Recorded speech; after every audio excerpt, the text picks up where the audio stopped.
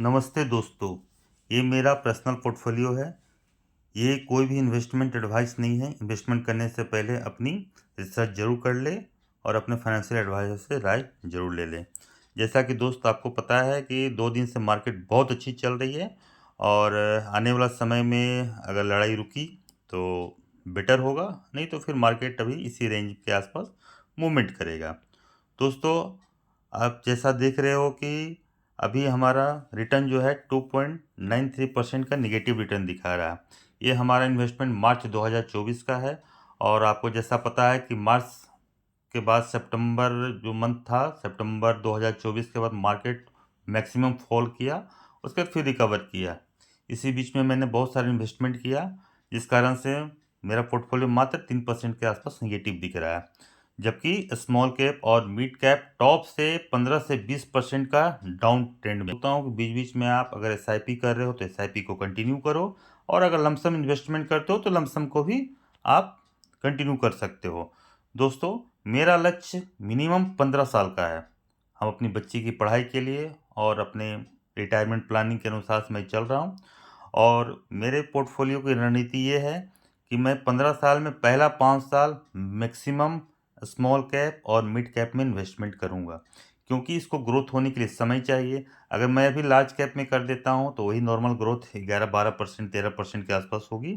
But small cap, mid cap में average मेरे को 14 से 15% का रिटर्न आराम से मिल जाएगा। इसलिए जैसा मेरा पोर्टफोलियो में आप लोग देख रहे हो, मेरे पास मैक्सिमम स्मॉल कैप और मिड कैप फंड है। जैसे कि Invesco India small cap fund, इसमें 2,25,000 का लमसम इन्वेस्टमेंट है और 7% का नेगेटिव रिटर्न दिख रहा है। बंधन स्मॉल कैप में भी 2.25 लाख के आसपास का इन्वेस्टमेंट है, इसमें भी -7.3% का नेगेटिव रिटर्न है। Nippon India growth mid cap fund, दोस्तों ये फंड बहुत ही अच्छा है और ये मार्च 2024 से लगातार मैं इन्वेस्टमेंट कर रहा हूँ। ये एक समय में 20-22% का रिटर्न दिखा रहा था, ये मात्र 10 दिन पहले, और अभी नेगेटिव थोड़ा गिरा है बाजार, बट फिर भी 12.5% का पॉजिटिव रिटर्न दिखा रहा है। मोतीलाल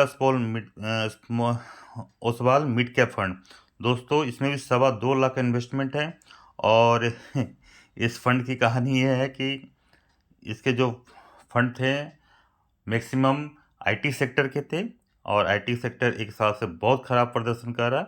अभी तो पोर्टफोलियो काफ़ी इन्होंने ठीक कर लिया है और उम्मीद है कि आगे ये टॉप पे ही रहेगा। हर फंड का अपना-अपना टाइम होता है दोस्तों, इसमें टेंशन लेने की ज़रूरत नहीं है।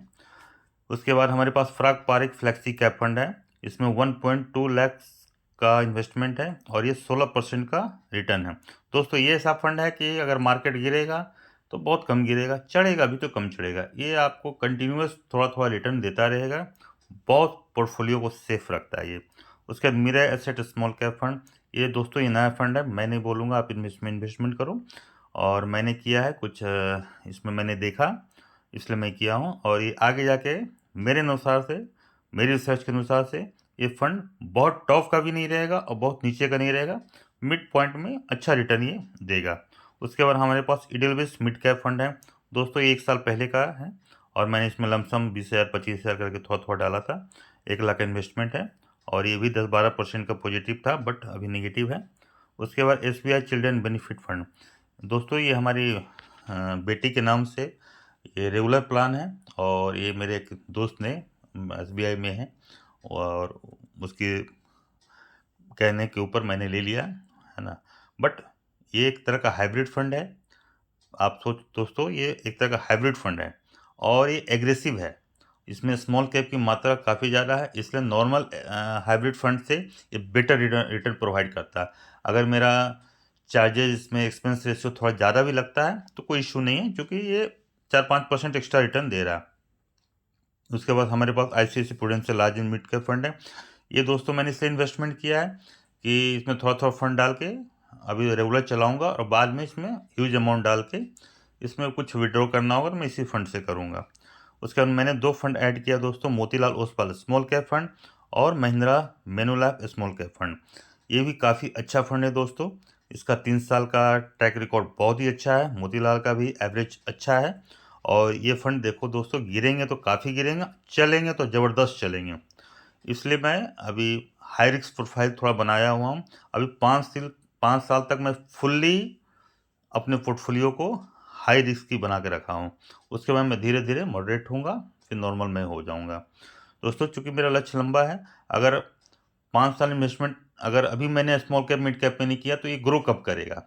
इसलिए स्टार्टिंग में आप कोशिश करो, अगर आपका लक्ष्य 10 साल, 12 साल, 15 साल है, तो स्टार्टिंग में स्मॉल कैप, मिड कैप में जाना है और लास्ट का जब 10 साल, 5 साल, 7 साल बचा हुआ रहेगा ना, तो उसमें हम लोग फिर लार्ज कैप को कवर करेंगे।